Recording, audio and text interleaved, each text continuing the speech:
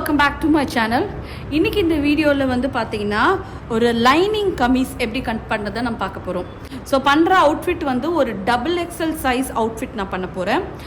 And இதில் இருக்க measurement நீங்கள் ஒரு XXL சைஸ் வேர் பண்ணுறவங்களா இருந்தால் இந்த மெஷர்மெண்ட்ஸில் நீங்கள் அப்படியே யூஸ் பண்ணிக்கலாம். இப்போ இந்த லைனிங் பண்ணுற குர்த்தியை எப்படி கட் பண்ணணும் அண்ட் இதுக்கு எப்படி நெக்லைன் ஃபினிஷ் பண்ண போகிறோம் அண்ட் இதில் வந்து நான் பாக்கெட் அட்டாச் பண்ணி காட்ட போகிறேன். ஸோ எப்படி இதில் ஒரு ரெடிமேட் மாதிரி லுக் இருக்க ஒரு பாக்கெட் எப்படி இது கூட நம்ம அட்டாச் பண்ண போகிறோம் தான் நீங்கள் பார்க்க போகிறீங்க.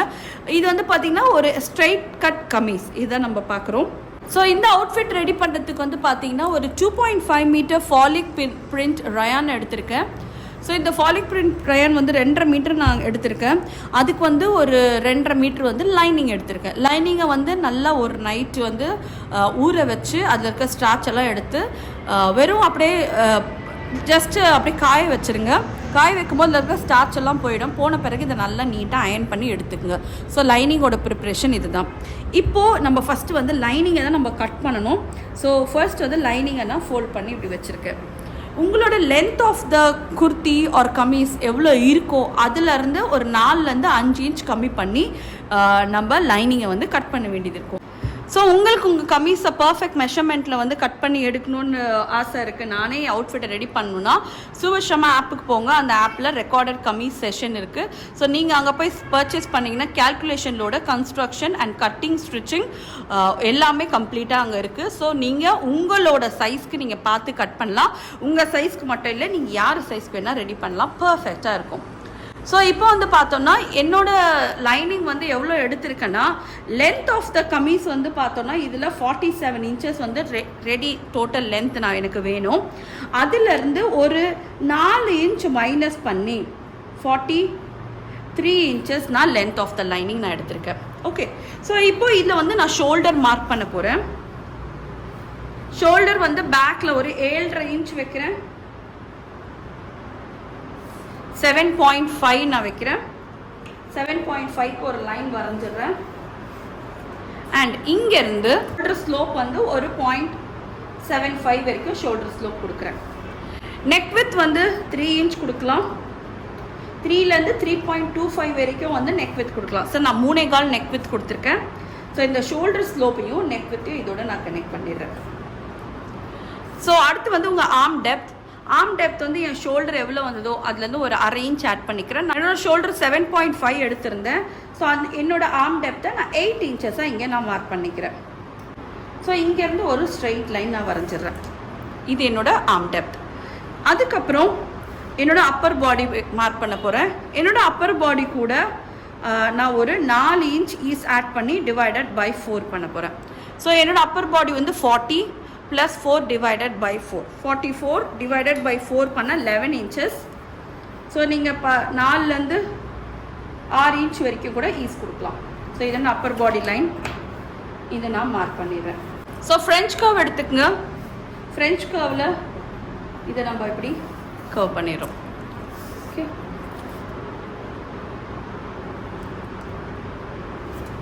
ஸோ டேப்பை இப்படி வெர்டிக்கலாக ஹையஸ்ட் பாயிண்டில் இங்கே இப்படி வச்சுருங்க. வச்சு இதுலேருந்து வெர்டிக்கல் லைன்ஸ் நம்ம மார்க் பண்ணிக்கிறோம். வெர்டிக்கல் லைன்ஸ் பார்த்தீங்கன்னா நம்மளோட வேஸ்ட் அண்ட் ஹிப் மேலேருந்து ஒரு 15 இன்ச் 15 இன்ச்சஸ்க்கு என்னோடய வேஸ்ட் நான் மார்க் பண்ணுறேன். ஓகே, அதே மாதிரி மேலேருந்து ஒரு 22 இன்ச்சஸ்க்கு வந்து என்னோடய ஹிப் லைன் மார்க் பண்ணுறேன். ஓகே, ஸோ இது வந்து என்னோட அப்பர் பாடி அண்ட் இது வந்து என்னோட வேஸ்ட் லைன் அண்ட் இது வந்து என்னோட ஹிப் லைன்.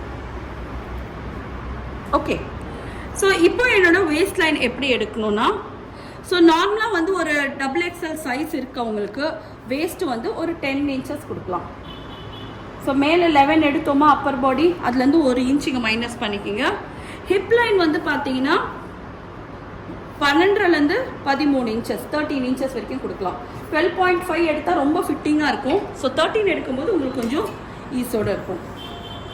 ஸோ ஓரளவுக்கு இதை ஸ்ட்ரைட்டன் பண்ணிவிட்டு இதை இப்படி ஷேப் பண்ணிக்கிங்க. அண்ட் இந்த லைன் இதோடு எப்படி கனெக்ட் ஆகணும். இப்போ என்னோட லென்த் ஆஃப் த கமீஸ் எவ்வளோ தூரம் போகுதோ அது வரைக்கும் நான் இதை ஸ்ட்ரைட்டன் பண்ணணும். கீழே இங்கே முடியுது இல்லையா இந்த ஹெம்மிங் ஃப்ளேரு, இங்கே மேலே வந்து நான் 13 இன்ச்சஸ் நான் இங்கே கொடுத்துருந்தேன். ஸோ அங்கே கீழே வரும்போது நான் ஒரு 14 இன்ச்சஸ் நான் எடுத்துக்கிறேன். சும்மா 1 இன்ச் எக்ஸ்ட்ரா எடுத்து இதை நான் இப்படி ஸ்ட்ரைட்டன் பண்ணிக்கிறேன்.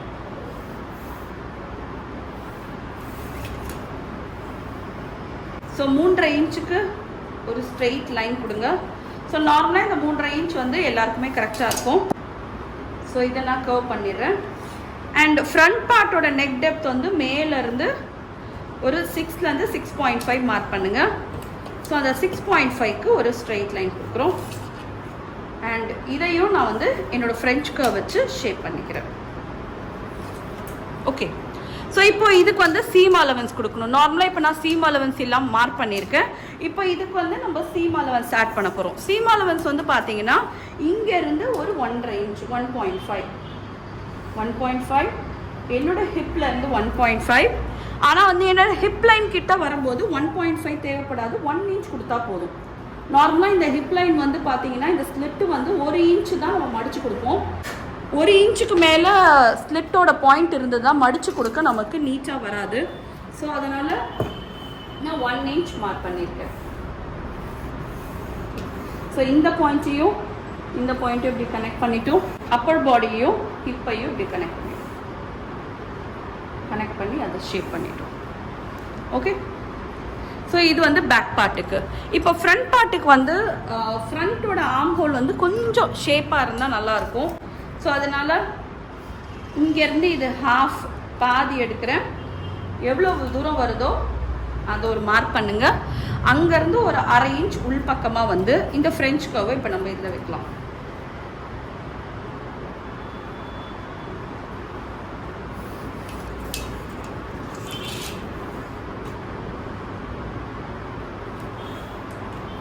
ஸோ ஃப்ரண்ட் பார்ட்டுக்கு ஸ்லைட்டாக உள் பக்கமாக வந்தாச்சு. ஸோ இப்போது இதில் ஃப்ரண்ட்டு தனியாக பேக் தனியாக எப்படி கட் பண்ணி எடுத்துட்டுன்னு காட்டுறேன். ஸோ சப்போஸ் இதில் நீங்கள் டாட்ஸ் கொடுக்கணுன்னு ஆசைப்பட்டீங்கன்னா இங்கேருந்து அப்பர் பாடியிலேருந்து ஒரு 2 இன்ச் கீழே மார்க் பண்ணிக்கோங்க. ஸோ 2 இன்ச் கீழே வரும்போது நமக்கு இந்த லைன் நமக்கு வரும்.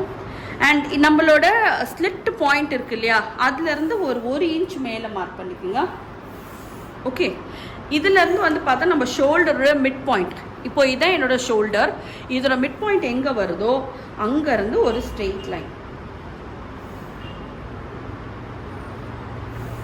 ஸோ இதுதான் என்னோட டாட். இந்த டாட்டில் வந்து இந்த பக்கம் ஒரு 1/2 இன்ச்சு, இந்த பக்கம் ஒரு 1/2 இன்ச். டாட்டுக்கெல்லாம் நீங்கள் தனியாக இன்டேக் கொடுக்க தேவையில்லை. பிகாஸ் இது வந்து நம்ம ஃபிட்டிங்காக பிடிக்கிற விஷயம். ஸோ அதனால் நான் வந்து இன்டேக் எதுவும் கொடுக்க தேவையில்லை. இருக்கிறதுலையே நம்ம அப்படியே ஜஸ்ட் லைக் தான் நம்ம பிடிச்சிடலாம்.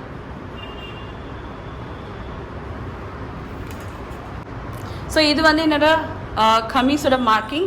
இப்போ இதில் ஃப்ரண்ட்டும் பேக்கும் எப்படி கட் பண்ணி எடுக்கிறதுன்னு காட்டுறேன். ஓகே, ஃபஸ்ட்டு நான் பேக் பார்ட்டை கட் பண்ணி எடுக்கிறேன். ஃபஸ்ட்டு பேக் கட் பண்ணுங்கள், பேக் நெக் லைன் கட் பண்ணுங்கள், அதுக்கப்புறம் நம்ம ஃப்ரண்ட் கட் பண்ணிக்கலாம். ஓகே,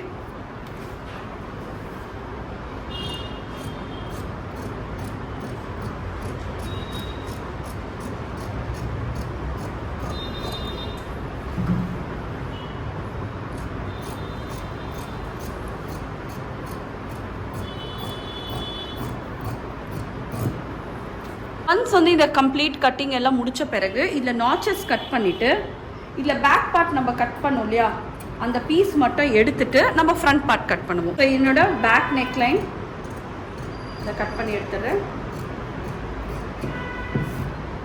ஓகே, ஸோ இப்போ இதில் என்னோட மெயின் கார்மெண்ட் கட் பண்ண போகிறேன். அதுக்கு முன்னாடி இது என்னோட பேக் பார்ட். இந்த பேக் பார்ட்டை உள் பக்கமாக மடிச்சிருங்க. இப்போ என்னோட ஃப்ரண்ட் பார்ட்டை இப்படி ஓப்பன் பண்ணிடுறேன். ஸோ இப்போ இந்த ஃப்ரண்ட் பார்ட்டில் இந்த நெக் லைனும் இந்த ஆர்ம் ஹோலும் இங்கே நான் கட் பண்ண போகிறேன்.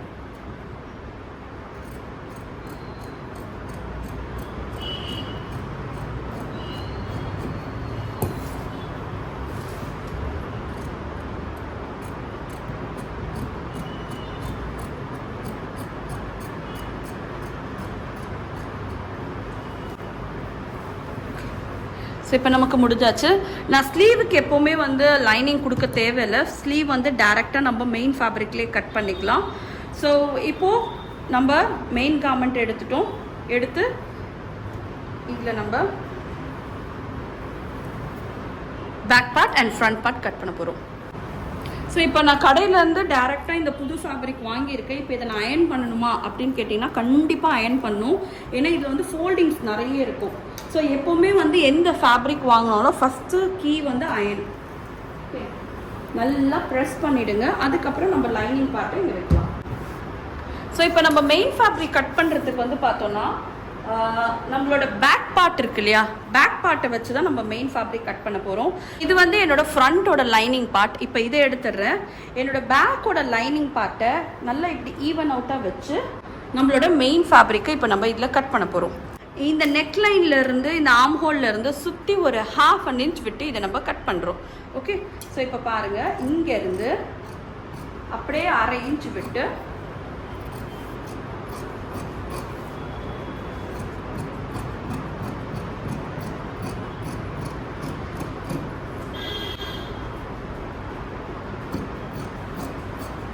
இப்படியே நம்ம இதை கட் பண்ணி எடுத்துடலாம். ஸோ கம்ப்ளீட்டாக 1/2 inch வந்து நம்ம சுற்றி கொடுக்கணும். ஓகே,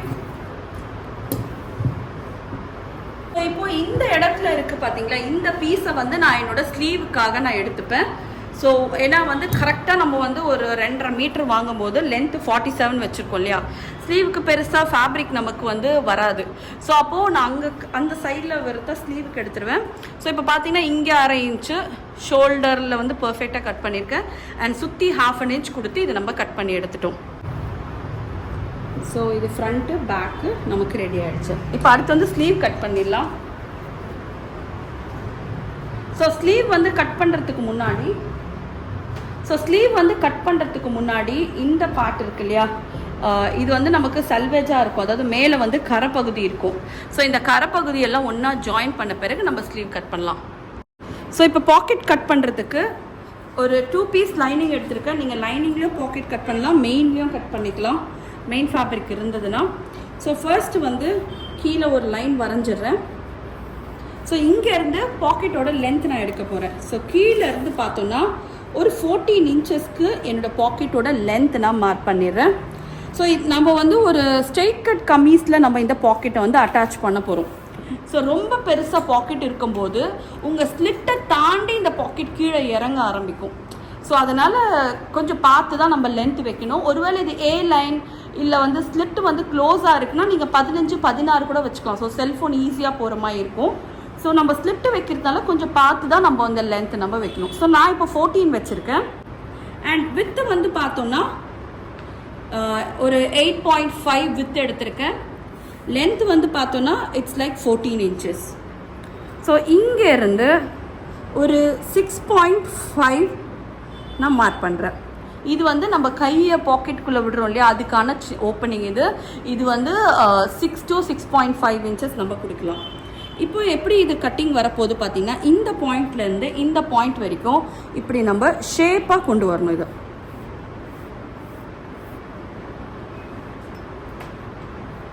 ஓகே, அண்ட் திரும்பி இந்த பாயிண்ட்லேருந்து இது ஷேப்பாக போகணும்.